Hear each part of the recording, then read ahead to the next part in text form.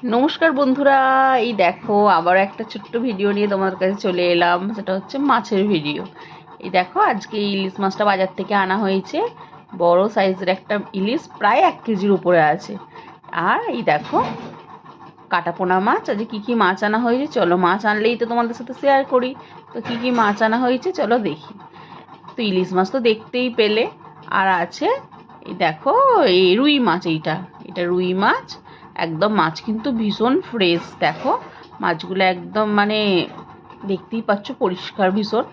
আর এটা আছে মোরলা মাছ, এই ছোটো মোরলা যে হয় না, দেশি মোরলা, ওই মোরলা মাছ। দেখো মোরলা মাছটাই শুধু বেশি আছে, অন্যান্য মাছ কিন্তু নেই বললেই চলে, হয়তো 2-4টে আছে, শুধু এতে মোরলা মাছ। আর মোরলা সাইজগুলো দেখেছো কি সুন্দর বড় বড়।